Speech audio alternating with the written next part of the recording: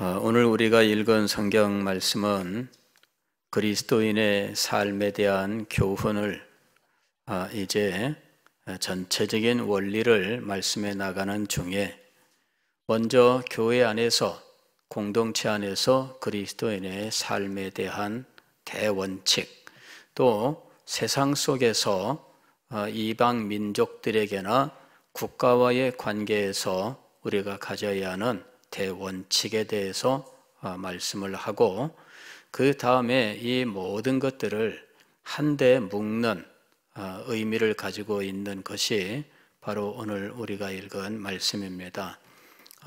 이제까지 사도 바울은 로마서 12장 1절 이하에서 그리스도인의 삶에 대해서 교훈했습니다. 이 그리스도인의 삶은 복음으로부터 나오는 삶이었습니다.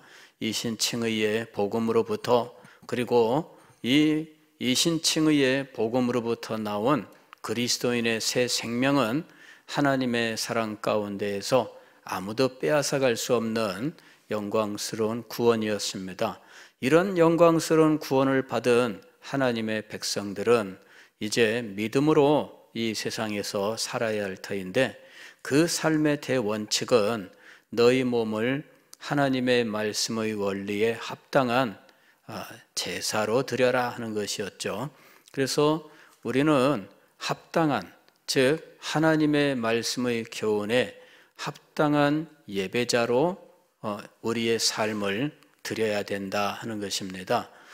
그러면서 이 세대를 본받지 말고 하나님의 뜻을 분별하라. 즉 그리스도인의 삶은 하나님의 말씀과 하나님의 뜻을 따르는 삶이다라는 사실을 대원칙으로 제시했던 겁니다. 그러면서 교회 공동체의 삶을 말씀했는데, 교회 공동체의 삶은 하나다, 하나됨. 즉 우리는 하나됨을 이루는 가운데 그리스도인의 삶을 살고 있다 하는 것입니다. 우리가 어떻게 착하게 살더라도 하나됨을 이루지 못하면 그것은 그리스도인의 삶이 아닙니다. 그리스도인은 하나됨의 삶을 살아야 돼요. 그 일을 위해서 우리는 은사를 받았을 때에 이 은사를 하나됨을 위하여 사용하라 하는 것입니다. 각자에게 그의 본분을 따라서 하나님께서 은사를 주셨는데 이 은사를 가지고 교회를 섬겨라 이렇게 말씀한 겁니다. 그러면서 이 은사로서 섬기되 이 하나됨을 위하여 연약한 자, 환난 가운데 있는 자 모든 사람을 다 돌보라 이렇게 한 겁니다. 왜냐하면 이 돌봄을 통하여 하나됨을 이루어야 하기 때문입니다. 그 다음에 세상과의 관계에서 교훈을 했습니다. 세상과의 관계에서 너희를 박해하는 자를 축복하라 이렇게 이야기했습니다. 그리고 오히려 선으로 악을 이겨라 이렇게 권면을 했던 겁니다. 우리가 억울한 일을 당할 수 있어요. 세상과의 관계에서 그리스도인이기 때문에 당하는 많은 아픔들도 있고요, 또 손해도 있습니다. 그러나 그런 것들에 대하여 나도 똑같이 갚아주리라 이런 마음을 가져서는 안 된다 하는 것입니다. 내가 어디 가서 한 대 맞았으면 그냥 나도 한 대 똑같이 치겠다 이렇게 생각하면 안 된다는 겁니다. 우리는 세상과의 관계에서 눈에는 눈, 이에는 이라고 하는 원리를 따르지 않습니다. 오히려 우리는 오른뺨을 맞으면 왼뺨을 돌려대고 오리를 가자 하면 십리를 가는 자세를 가지고 세상과 관계를 가져야 되는 거죠. 세상 속에서 우리의 삶은 순탄하지 않습니다. 세상 속에서 그리스도인들은 항상 배관시당하고 있고 때로는 뒤에서 손가락질 당하기도 해요. 그것이 그리스도인의 삶입니다. 그냥 평범한 중에는 그리스도인들이 늘 따돌림을 당한달까, 그러한 모습도 뭐 우리가 늘 경험하는 일들이고요. 그 다음에 좀 더 심하면은 원수들 가운데 살아가는 이런 모습이 되는 것입니다. 제가 이제 최근에 보네퍼의 글들을 좀 읽고 있습니다. 그런데 이 보네퍼가 이 성도들의 공동생활이라고 하는 그 책에서 성도들의 삶을 이야기하는데 원수 가운데 살아가는 것이다, 이렇게 이야기를 했어요. 물론 자기의 역사적인 상황을 고백한 겁니다. 히틀러 나치 독일 산하에서 이 진정한 그리스도인으로 살아간다고 하는 것이 사실은 원수들 가운데에서 살아가는 삶인 거죠. 자기의 역사적인 상황이 그 속에 그대로 드러나 있어요. 그러나 그 말은 사실은 예수 그리스도께서 주셨던 교훈과 일치하고 있는 겁니다. 그는 자기가 살고 있는 시대 상황 속에서 예수님의 말씀과 딱 일치하는 상황을 지금 경험했던 거예요. 오늘 우리들은 실상은 예수님의 말씀하고 조금 다른 가운데 살아가고 있어요.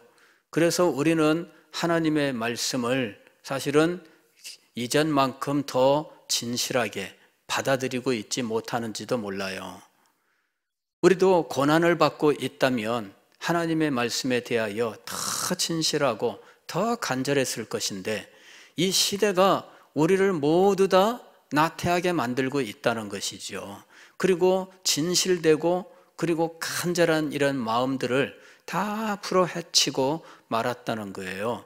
세상은 결코 우리에게 호의적이지 않아요. 세상은 우리에게 미소를 지을지라도 그러나 그것은 겉모습일 뿐이고 뒤로는 결코 우리에게 미소를 짓지 않습니다. 사회에서 여러 가지 활동을 해보면 압니다. 저도 이제 초교파 활동을 하면서 대관, 즉 구청이라든지 기타 이런 곳과 이렇게 협의도 해보고 해보지만은 이분들은 목사님들이 나타나면은 일단은 부담스러워해요. 또 뭘 가지고 이런 식으로 아주 거북스럽게 생각을 하고 뭐라도 이렇게 이야기를 하게 되면은 시원스럽게 대답해 주지 않습니다. 이 뭐 무슨 문제가 있고 뭐 불교계 반발도 있고 또 뭐 종교 뭐 편향주의에 빠지면 안 되고 매일 그런 얘기만 하면서 일단 뒤로 물러나는 이런 모습을 보여줘요. 그러면서 교회에 대하여는 뭐라도 하나 혜택이랄까, 자기들 생각할 때 혜택이라고 하는 것을 주려고 하면 그러면은 뒤로 무슨 일 당할까 벌벌벌 떨면서 난리를 칩니다. 이게 좀 얘가 과장하는 게 아니에요. 현재 우리나라의 상황을 적나라하게 얘기하는 거예요. 그렇습니다. 그런 속에서 우리가 참 많은 이 손해들을 보고 있어요. 불교 같은 경우는 그냥 얼마나 많은 혜택들을 받고 있는지, 템플 스테이 이런 거 다 세금으로 지원해 줍니다. 그리고 이거를 초등학교 학생들까지 절에 가서 자고 오는 이 프로그램 다 이렇게 진행을 해 줍니다. 교회가 뭘 하려고 하면 종교 편향 이렇게 얘기합니다.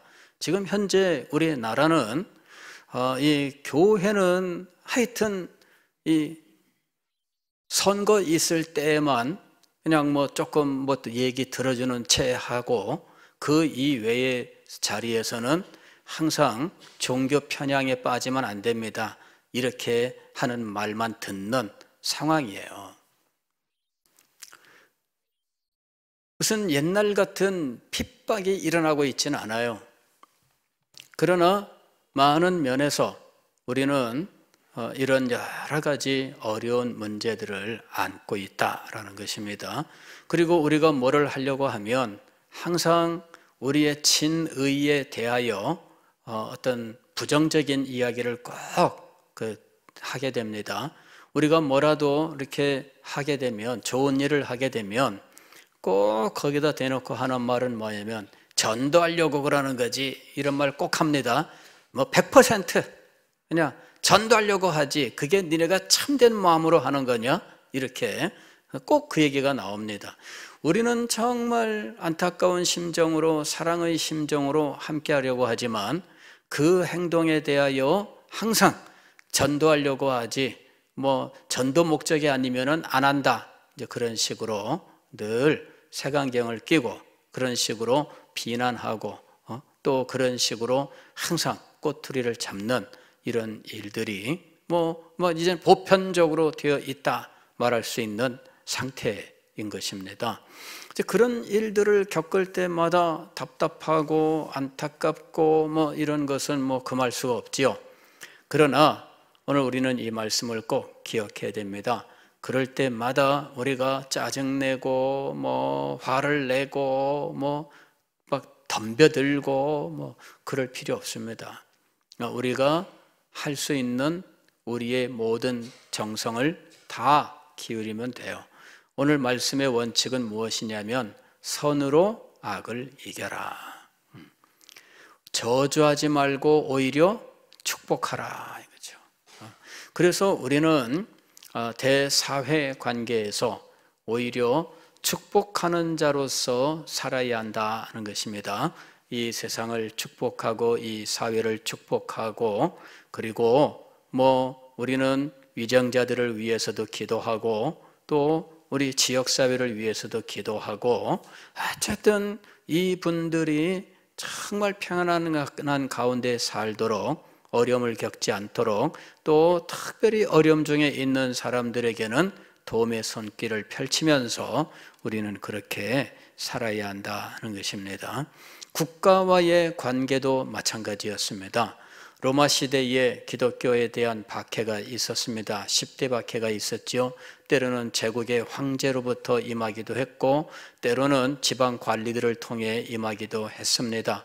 그리고 로마 전체로 보아서는 기독교는 항상 인가받지 못한 불손한 종교로 인정을 받으면서 기독교인들은 로마에서는 지하 동굴 공동묘지에 숨어서 예배를 드려야 되는 경우도 있었고, 또 지역의 박해가 있을 때는 자기의 고향 집을 다 버리고 맨몸으로 떠나가야 되는 이런 일들도 있었고, 또 지도자들의 경우에는 순교를 당하는 일들이 있었다 하는 것입니다. 그러나 그런 속에서도 그리스도인들은 우리 주님의 교훈을 따라서 오른뺨을 맞으면 왼뺨도 때려달라 이러면서 오히려 그런 박해 속에서 여기서 박해하면 저쪽으로 가고 저쪽에서 박해하면 또 다른 쪽으로 가는 이와 같은 모습을 통해서 때리면 때릴수록 이 사람들은 흩어져 복음을 전하는 사람들이 되었던 거예요. 신기한 거죠. 한 대 쳤는데 이 사람들이 저쪽으로 도망갔습니다. 그곳에서 복음이 전파되는 거예요. 그곳에서 박해를 했는데 이 사람들이 이곳으로 또 옮겨갔습니다. 거기에서 복음이 전해지는 거죠. 그래서 이 박해를 하면 할수록 복음은 더욱더 넓은 곳에 더 신실한 믿음으로 전파되어 갔다 하는 것입니다. 그래서 마침내 박해하던 로마 제국이 기독교 국가로 변화되는 이런 놀라운 역사가 일어났던 것이죠. 우리는 대적함으로 복음을 전하는 사람들이 아닙니다. 우리는 총칼을 들고 복음을 전하는 사람들이 아닙니다. 우리는 마주 대항해서 욕을 하면서 복음을 전하는 사람들이 아닙니다. 이 사람들이 자기 마음대로 우리를 때리고 발로 차고 칼로 찌르고 했을 때 우리는 그 일에 대하여 그저 힘없는 자로서 늘 당하는 것처럼 보였습니다. 그러나 우리 주님은 그런 속에서 오히려 복음의 능력으로 교회를 세워 나가셨고 온 세상에 복음이 창대하게 되는 놀라운 역사를 이루셨다 하는 것입니다. 교회 역사는 바로 이것을 우리들에게 증명해 주고 있습니다. 그래서 사도 바울은 로마의 그 이교 국가인 로마 제국이 통치하는 그 시대에 이제 이 권세 잡은 자들을 위하여 기도하라. 그리고 그들에게 순복하라. 이렇게 가르쳤던 것입니다. 교회 역사 속에 저항 운동이 없었던 건 아닙니다. 스코틀랜드에서 종교개혁 당시에 저항 운동이 있었고, 영국에서 청교도들의 저항 운동이 있었고, 프랑스에서 위그너들의 저항 운동이 있었습니다. 그러나 그런 저항 운동으로 믿음을 지키고자 했었던 것은 이제 진리의 문제였기 때문에 그렇습니다. 그 국가 자체가 기독교 국가였고, 기독교 국가 내에서 진리 문제로 인하여 이 저항들이 있었던 거예요. 그러나 진리 문제가 아닌 그냥 정권 잡은 자가 악함으로 행했던 일들은 다 순복했던 겁니다. 우리가 이 원리를 이해를 해야 됩니다. 우리는 세상과 대립하는 자로서 살지 않습니다. 세상이 우리를 박해하면 오히려 우리는 축복하는 자로서 살아야 되고, 또 우리의 선배들이 그렇게 살아왔었던 것입니다. 자, 그런데 이 모든 삶을 가능하게 하는, 이 모든 것들을 하나로 엮어주는 원리는 무엇인가 하는 거죠. 그것이 바로 오늘 우리가 읽은 말씀이에요. 이 말씀은 오직 이것은 사랑이다, 이렇게 얘기하는 것이죠. 우리가 공동체를 세우기 위해서, 하나 되기 위해서 은사를 가지고 오히려 섬기는 자가 되는 원리는 사랑입니다. 사랑이 있어야 그 일을 할 수가 있는 거예요. 사랑이 없으면 교만하게 됩니다. 사랑이 없으면 은사를 받았으면 그 은사를 가지고 잘난 체 하게 되는 것이죠. 교만하게 됩니다. 그러나 사랑이 있으면 오히려 그 은사를 가지고 겸손히 섬길 수 있게 되는 거죠. 사랑이 이 모든 일을 가능하게 하는 거예요. 사랑이 없으면 할 수 없습니다. 그러나 사랑이 있으면 할 수 있습니다.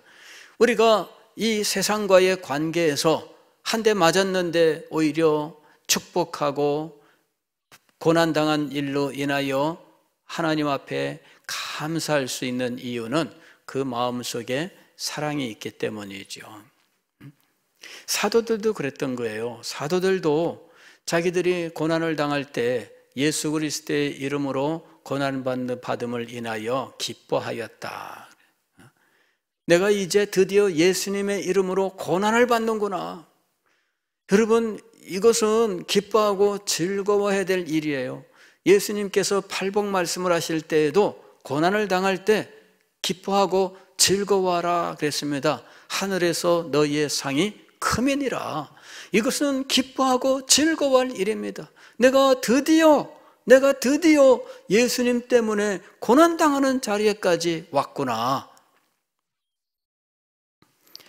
아무나 예수님 때문에 고난당하는 거 아닙니다. 예? 여러분, 이걸 아셔야 돼요. 아무나 예수님 때문에 고난당하지 않습니다. 아무나 복음 때문에 고난당하지 않습니다. 그 사람이 진실된 그리스도인이 되지 않았다면 그에게 고난이 임하지 않아요. 신기합니다, 여러분. 진실된 그리스도인이 되려고 하는 그 시점에 어쩌면 사탄이 그 순간을 알고 나타나는지, 그때 그를 주저앉히기 위하여 시험하는데, 시험 방법 중에 다양한 방법이 있는데 그 중에 하나가 고난이에요. 그래서 고난을 당할 때, 환난이 임할 때, 핍박이 임할 때, 혹은 나에게 어려운 일이 닥칠 때, 그때가 오히려 기뻐하고 즐거워할 때다라고 하는 사실을 우리가 분명히 깨달아야 된다 하는 것입니다. 저는 요새 최근에 이런 여러 가지 세태를 보면서 상당히 안타까워하는 것은 무엇이냐면은 여러 가지 환난과 핍박 가운데 끝까지 이것을 이겨내려고 하는 이런 사람들이 예상외로 적다 하는 것을 보고 아주 상당히 안타까워해요. 요즘 분들은 이 자기 자존심을 그 무엇보다 크게 여겨요. 교회보다 더 크고 믿음보다 더 큰 것이 자존심이에요. 그래서 이 자존심이 손상 입으면 교회고 뭐고 없다 이렇게 되는 거예요. 그게 지금 현재 우리 세태예요. 그리고 뭔가 어려움이 있으면 그 어려움을 감수하려고 하지 않는 모습들도 많이 보여주는 거죠. 그리고 요즘 청소년들 또 우리 유초등부 아이들을 보면은 내가 예수님을 믿기 때문에 부모님이 반대해도 교회 나온다 이러는 아이들은 제가 지금 최근 20년 동안에 본 기억이 없어요.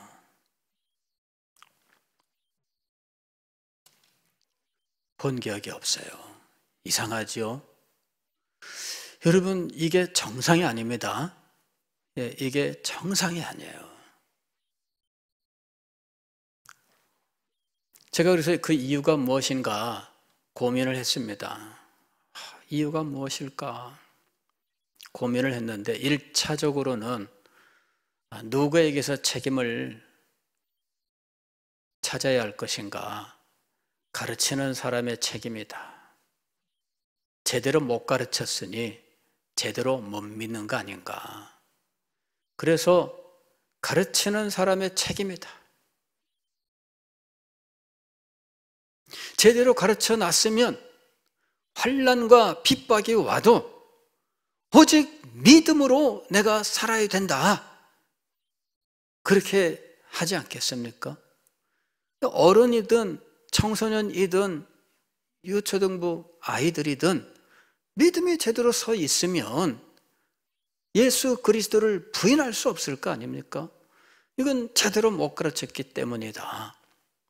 그래서 1차적으로 제 잘못이다 이렇게 생각하는 겁니다. 제 잘못이다. 제가 제대로 못 가르치고 있는 겁니다.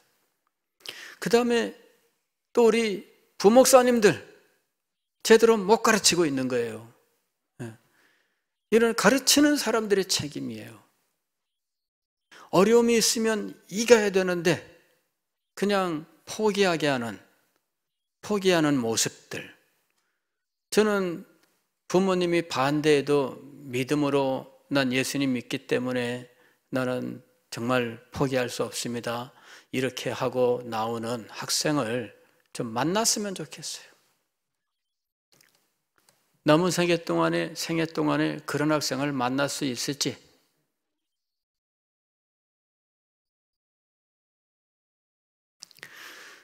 우리는 지금 너무나 힘들고 어려운 시대를 살고 있는 거예요. 지금 우리는 로마 시대처럼 박해가 없기 때문에 괜찮을까? 히틀러 시대처럼 박해가 없기 때문에 괜찮을까? 여러분, 정말 우리는 괜찮은 복받은 시대를 살고 있는 것일까요? 공산당이 득세하던 동구권의 교회 성도들이 감옥에 가던 그런 모습들, 그런 일들이 우리에게 일어나지 않았다고 해서 우리는 복된 시대를 살고 있을까요? 오늘 우리는 핍박이 없는 시대를 축복된 시대로 생각할 수 없어요. 또 성도 개인에게도 핍박이 없는 이 삶의 모습이 우리에게 복이라고 생각할 수 없어요. 여러분에게 핍박이 없다는 말은 여러분이 아무것도 아니란 얘기거든요. 다른 말로 말씀을 드리면 핍박이 없는 여러분들, 도대체 여러분이 핍박이 없는 이유는 무엇일까요? 여러분이 잘 믿어서 하나님이 축복하시고 평안을 주셨기 때문일까요? 아니면 여러분이 그리스도인으로서 분명하지 않았기 때문일까요? 많은 경우에는 그리스도인으로서 분명하지 않았기 때문입니다. 사람들이 저 사람은 교회는 다니지만 우리랑 똑같아.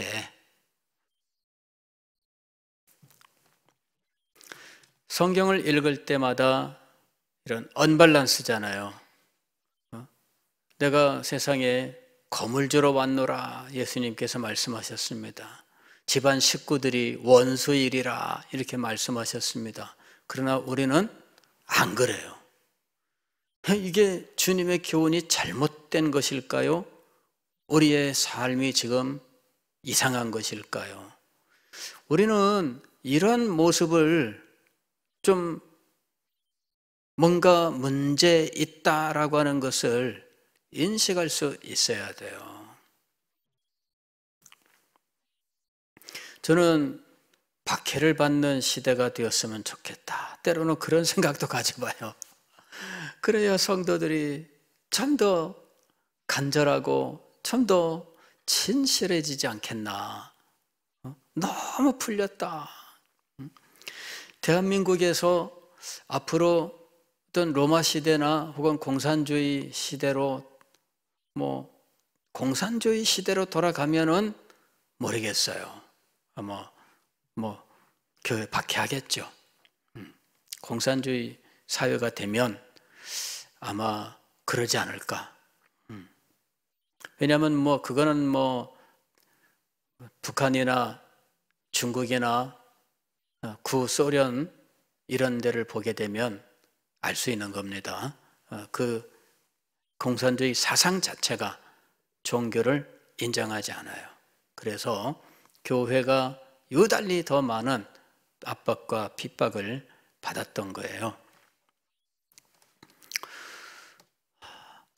그러나 지금 시대에라도 오늘 우리는 예수 그리스도를 믿기 때문에 여러 가지 문제들을 우리가 겪을 수 있습니다.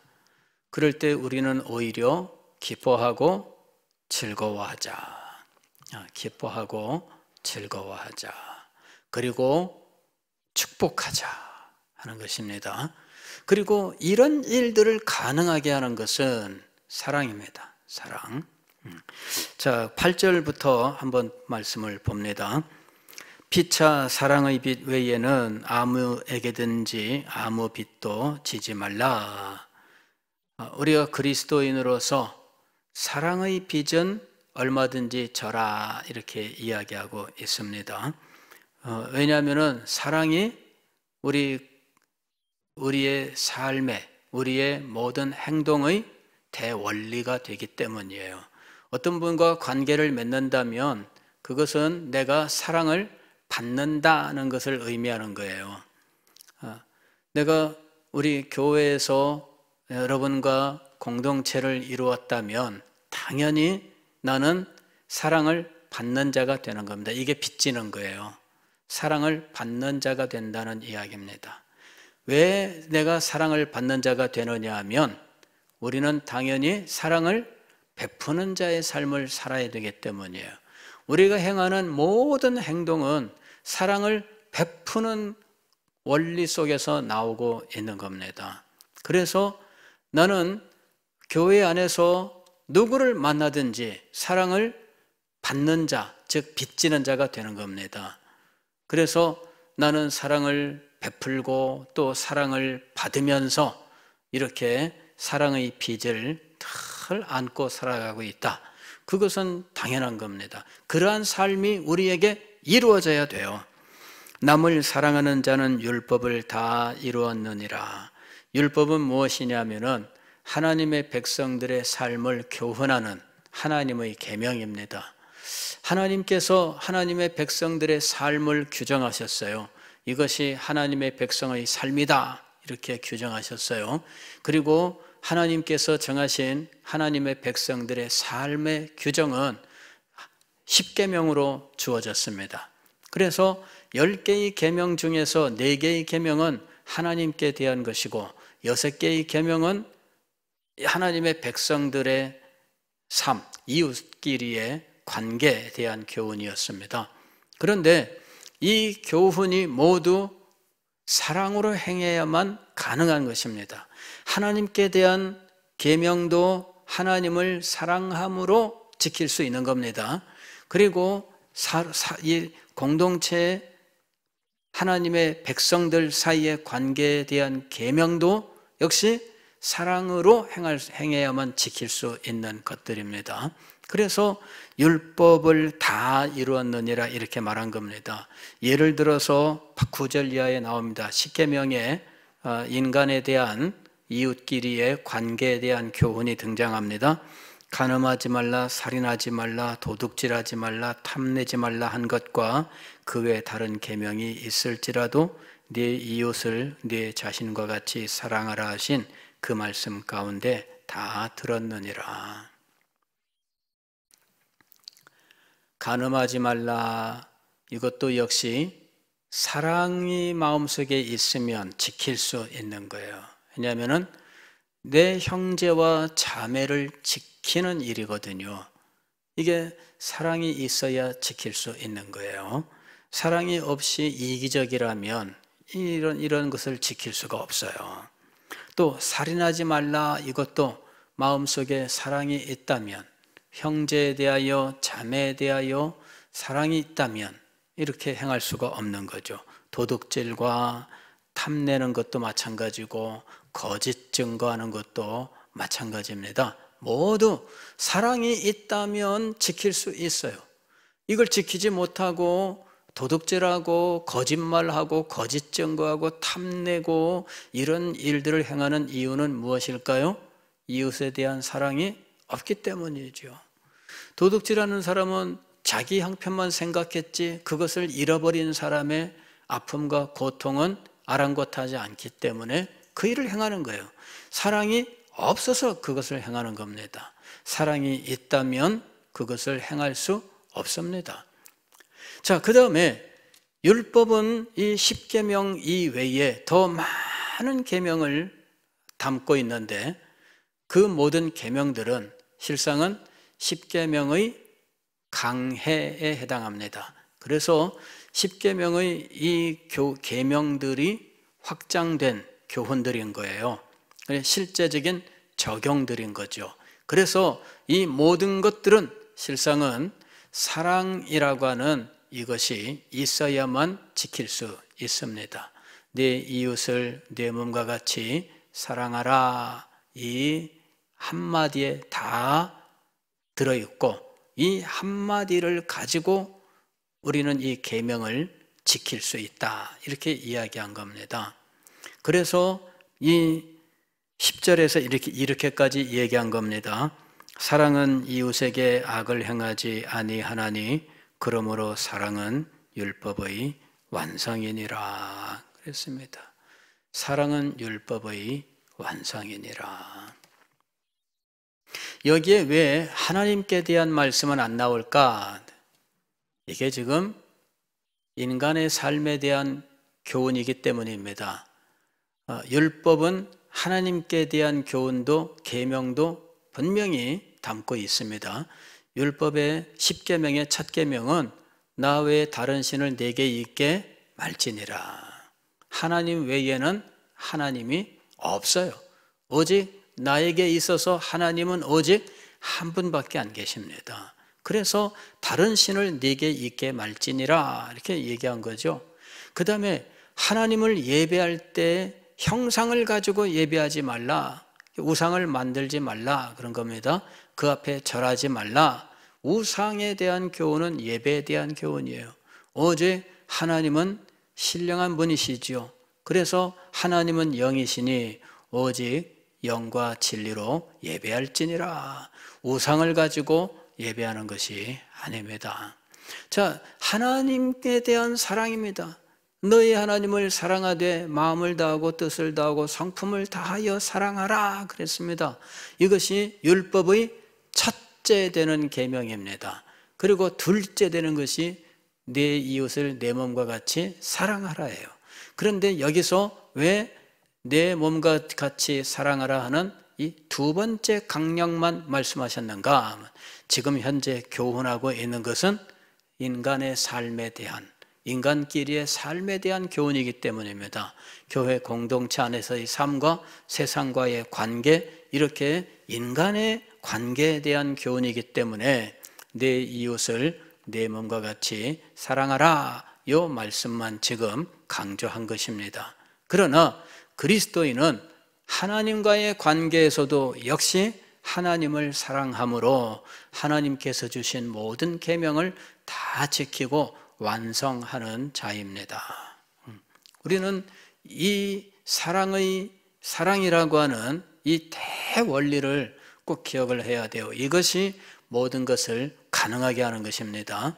하나님을 경배할 때에도 하나님을 사랑함으로 모든 경배의 계명들을 지킬 수 있습니다. 이 하나님 사랑이 없으면 하나님께 경배하라고 하는 이 모든 것들이 지겹거나 때로는 번거롭다는 생각을 갖게 해요. 예배 드릴 때 앉았다 일어났다 막 그러는 행동들도 굉장히 때로는 지겹다 이럴 수 있는 거예요. 최근에 재밌는 일이 있었는데 영국에서 이제 찰스 3세 대관식이 있었습니다. 근데 그게 시간이 굉장히 많이 걸리는 일이더라고요. 저는 머리에 왕관 씌워주는 것만 이렇게 잠깐 중계를 하기 때문에 그걸 봤는데 알고 보니까 시간이 굉장히 많이 걸려요. 이것도 하고 저것도 하고 온갖 것들을 하는데 근데 그 해외 토픽에 뭐가 나왔느냐 하면은 이 찰스 3세가 이 마차를 타고 이제 이렇게 가는데 이 왕관을 쓰고 호를 들고 이렇게 왕비도 있고 그러는데 누군가 그 입모양을 보고 무슨 말을 했나 이제 그거를 추측해낸 거예요. 요 입모양을 보고 무슨 말인지 알아내는 그것을 뭐라 그래요? 구순법이라고 하는 게 있습니다. 입모양을 보면서 저게 무슨 말이다 이렇게. 근데 전문가가 찰스 3세 왕의 입모양을 보니까 뭐라고 했느냐 하면은 지겨워 이랬다는 거예요. 그래서 그게 정말 그렇게 했는지는 모릅니다. 그냥 누군가 전문가라고 하는 사람이 그렇게 말을 한 거예요. 지겨워라고 말했다 이렇게. 그런데 그게 찰스 3세의 성격과 아마 좀 많이 맞아떨어지지 않느냐 하는 생각은 들지만 그러나 진짜 그랬을까? 그런 그 결론을 내릴 수는 없죠. 다만 이 왕이 되는 그 엄숙한 자리도 때로는 이제 그럴 수 있지 않을까? 근데 하나님께 경배하는 것이 우리한테 그렇게 된다면 우리에게 무엇이 없기 때문일까요? 하나님께 대한 사랑이 식어졌기 때문이죠. 이 사랑이 뜨거울 때, 이 처음 사랑이라고 하는 그 사랑이 뜨거울 때, 그때라면은 상상할 수 없는 일 아니겠습니까? 하나님의 말씀을 사모하고 기뻐하고 순종함도 마찬가지예요. 처음 사랑이 임했을 때에 그때에 우리들이 가졌던 그 진실된 심정, 그것이 세월이 흐를수록 점점점 사라지는 이유는 무엇일까요? 여러분, 우리는 이것을 두려워해야 되는 거죠. 사랑이 없으면 내가 아무것도 아니요. 고린도전서 13장이 바로 그 원리를 가르치는 장이잖아요. 고린도전서 12장과 14장은 은사에 대해서 말씀하는데 이 모든 은사들이 사랑이 없으면 아무것도 아니다 이렇게 이야기하고 있었는데 그 원리가 지금 여기에 그대로 적용되고 있는 거예요.